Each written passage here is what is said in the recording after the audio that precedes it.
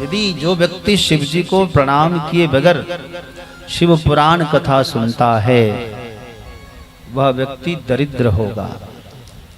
इसलिए यह निश्चित करें जब भी आप शिव पुराण के पंडाल में आए, शिव महापुराण को शंकर जी समझकर प्रणाम करना। यहाँ हमारे परशुराम भगवान जी विराजमान हैं, परशुराम भगवान को भी प्रणाम करें। जो प्रणाम किए बगैर यदि आप शिव पुराण श्रवण करने बैठे तो आप समझ लीजिए दरिद्र हो जाएंगे। धन की बहुत आवश्यकता है संसार में। पहला नियम यही है कि प्रणाम करें, नहीं करेंगे तो दरिद्र होंगे। दूसरा नियम है कथायाम कथ्यमानायाम गच्छन्ति अन्यत्र ये नरा भोगांतरे प्रणश्यन्ति तेषाम दारादि संपदः। जो व्यक्ति चालू कथा के बीच में इधर उधर भागेंगे उसके लिए बड़ा कठोर लिखा है भाई। उठकर यदि अन्यत्र चले जाते हैं तो या तो पुरुष है तो उसकी पत्नी बीच में छोड़कर चली जाएगी दुनिया से, और यदि स्त्री है तो उसका पति बीच में छोड़कर चला जाएगा। अब आप समझ लो संकेत हमारा। इससे बड़ी संपत्ति क्या होगी? यह यदि आपका नुकसान हो गया तो इससे बड़ा धन और क्या होगा बताइए। तो सबसे बड़ी संपत्ति। और हाँ, जो चाहते हो कि जल्दी जाए तो फिर चक्कर काटो। हम तो ये कहेंगे शर्मा जी, हाँ यदि इधर उधर गए तो हम समझ लेना, इशारा कर देंगे। हम समझेंगे कि आप चाहते ही न कि रहे। तो जो व्यक्ति शिव महापुराण कथा में इधर उधर चक्कर काटेंगे, बीच में छोड़कर जाएंगे, तो वो व्यक्ति अपने साथी को समय से पहले खो देंगे। अब ज्यादा नहीं कहूंगा इस पर। तो लिखा है भोगांतरे प्रणश्यन्ति तेषाम दारादि संपदा। तुरंत नहीं जाएंगे लेकिन जाएंगे समय से पहले, ये लिखा है भोगांतरे। तीसरा जो है शोषनीश मस्तका ये च शृण्वन्ति माम कथाम नरा। तो जो व्यक्ति वही पगड़ी पहनकर कथा श्रवण करेंगे तत्पुत्राश्च प्रजायन्ते पापिनः कुलदोषिका। उनके पुत्र पाप करेंगे, उनके पुत्र संस्कारहीन हो जाएंगे। इसलिए जब आप कथा श्रवण करें तो अपनी पगड़ी को उतार कर आगे रख लें। 3 बात। चौथी बात, तांबूल भक्षयन्तो ये शृण्वन्ति माम कथाम नरा। जो व्यक्ति पान खाकर ये कथा को श्रवण करेंगे तो वह व्यक्ति जो है नरके यम किंकराः, वह व्यक्ति यमराज के यहाँ नौकरी करेगा। तो क्या आप चाहते हैं यमराज के नौकरी करें भत्ते पर? तो भगवान के यहाँ नौकरी करना है कि यमराज के नौकरी करना है? हाँ, इसलिए भैया पान खा करके, गुटखा खा करके इस कथा को श्रवण ना करें। यदि खाया हो तो तुरंत जाकर धो लेना। अभी मत उठना, 2 मिनट के बाद उठना, नहीं तो लोग समझे खाया हुआ है, पकड़े जाएंगे आप। अच्छा, उसके बाद जो है ये च तुंगासनारूढ़ाः शृण्वन्ति माम कथा नराः भुक्त्वा ते नरकान् सर्वांस् ततः काका भवन्ति ही। जो व्यक्ति जब आप बैठे तो वक्ता से ऊंचे आसन पर ना बैठे। इसीलिए तो इसको इतना ऊंचा किया गया है कि आप इससे ऊंचा हो ही नहीं सकते। वक्ता से ऊंचा यदि आप बैठ के कथा सुनते हैं तो अगले जन्म में आप कौवा बनेंगे। क्या बनेंगे? सबसे ऊंचे ऊंचे जाकर बैठेंगे आप। उसके बाद जो है जो ये वीरादि आसनारूढ़ा शृण्वन्ति माम कथाम भुक्त्वा ते नरकान् सर्वान् विषवृक्षा भवन्ति ही। जो वीरासन में बैठकर, वीरासन समझते हैं? वीरासन लगाकर, जैसे एक पैर पर दूसरा पैर चढ़ाकर ऐसे बैठते ना, ऐसा करके यदि आप बैठते हैं तो ये वृक्ष बनेंगे अगले जन्म में आप। तो इसलिए मैं खतरनाक बातें कह जा रहा हूँ ताकि एकदम क्लियर। शिव पुराण है, कोई मजाक तो है नहीं, शिव पुराण है भाई। हाँ, शिव बाबा सबसे ऊपर है, तो अनुशासन शिव जी को बहुत प्रिय है। शिव जी से बड़ा कोई अनुशासन करता नहीं हो सकता। शिव ने साफ कहा है, दंडस तत्र धृतो मया, मैंने दंड धारण इसीलिए किया है। हाँ, और इस प्रकार असंप्रणम्य वक्तारम कथा शृण्वन्ति ये नराः भुक्त्वा नरकान सर्वान भवन्ति अर्जुन पादपा। भाई ये भी कहा है कि वक्ता को जरूर प्रणाम करना। यदि वक्ता को प्रणाम करके बिना यदि आप कथा सुनते हैं तो आप अर्जुन के वृक्ष बनेंगे अगले जन्म में। ये भी लिखा है, अनातुराः शयानाः ये शृण्वन्ति माम कथाम नराः भुक्त्वा ते नरकान सर्वान भवन्ति अजगरादया।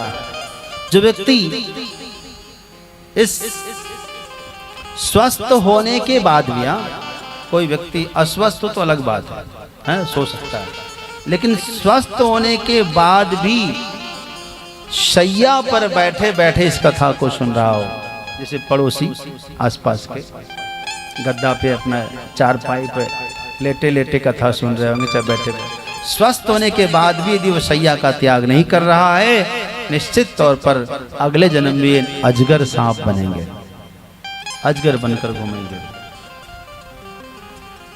बड़ा सुंदर, वक्तु समासनारूढ़ा ये शृण्वन्ति कथाएं माम गुरु तल्प समम पापम प्राप्त नरकै सदा।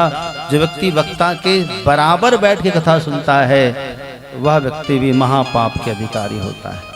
ये निंदन्ति वक्तारम कथाम चैमाम सुवासमीम भवन्ति शुनका भुक्ता दुखम जन्मशतम ये थे। जो व्यक्ति शिव पुराण की निंदा करता है, जो व्यक्ति शिव पुराण के प्रवक्ता की निंदा करता है, भैया अगले जन्म में कुत्ता बनने की तैयारी कर रहा है। इसीलिए सावधान, न निंदा करना न निंदा सुनना, दोनों ही जघन्य अपराध है। ये हाँ हो गया। कथायाम वर्तमानायाम दुर्वादम ये वदंती ही भुक्त्वा ते नरकान घोरन भवन्ति गर्दवास्तता।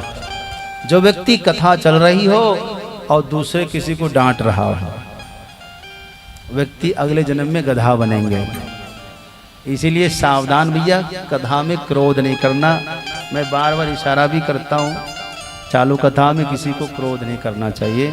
समझो ये यज्ञ है, क्या है, और यज्ञ में आप बैठे हैं तो आपको क्रोध नहीं करना है किसी के ऊपर, किसी को दुर्वाद नहीं कहना, किसी का अपमान नहीं करना।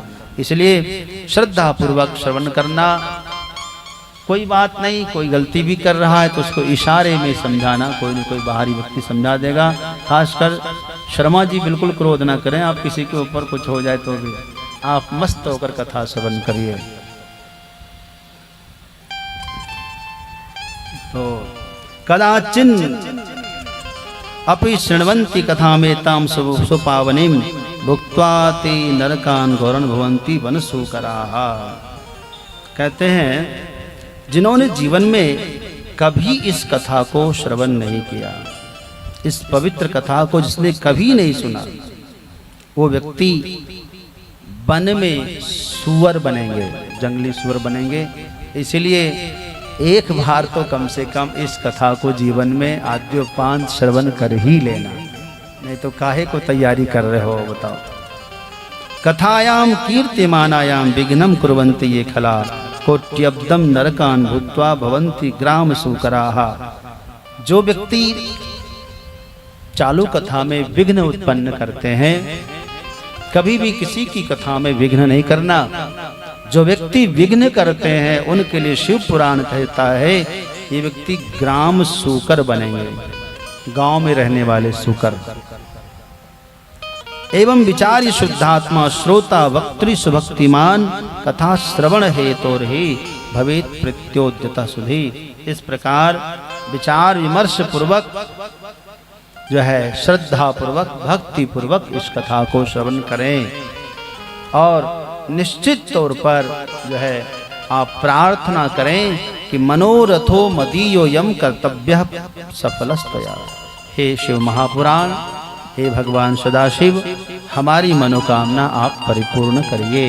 निर्विघ्न हाथ में जो है आप फूल पुष्प लेते हैं जब आप शिव जी पोथी पूजन करने का मौका मिलता है, जब भी आरती के पहले चाहे आरती के बाद जब भी मौका मिलता है, एक पुष्प लाकर चढ़ाएं और ये कहें कि हे भोलेनाथ, मेरी मनोकामना को आप पूर्ण करिए और निर्विघ्न रूप से संपूर्ण कथा हम श्रवण कर सकें, इतनी शक्ति और भक्ति प्रदान करिए।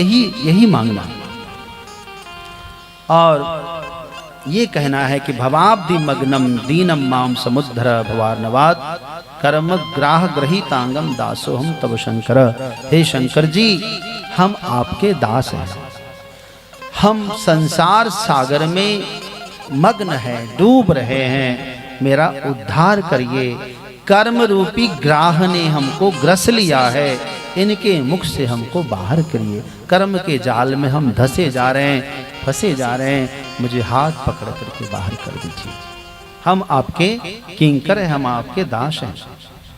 इस प्रकार एवं शिव पुराणम भी साक्षात शिव स्वरूपकम, शिव पुराण जो है साक्षात शिव स्वरूप है। स्तुत्वा दीन वचः प्रोच्य वक्तो पूजाम समावरेत। इस प्रकार जो है दीन वचन सुन बोलकर प्रार्थना पूर्वक जो है शिव पुराण की पूजा करें, इसकी प्रदक्षिणा करें, प्रणाम करें। शिव पुराण की पूरी प्रदक्षिणा भी आप कर सकते हैं, क्योंकि शिव जी में और शिव पुराण में यही फर्क है।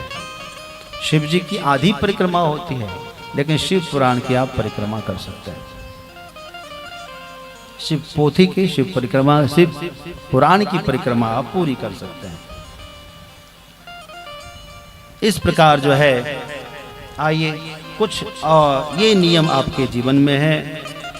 जैसे व्रत बने, आप व्रत रख कर भी, सावन चल रहा है, अधिक मास चल रहा है, आप व्रत रख कर भी कथा श्रवण कर सकते हैं। एक वक्त भोजन करके भी कथा श्रवण कर सकते हैं, और नहीं तो भरपेट खा के भी कथा सुनो, लेकिन कथा जरूर सुनना।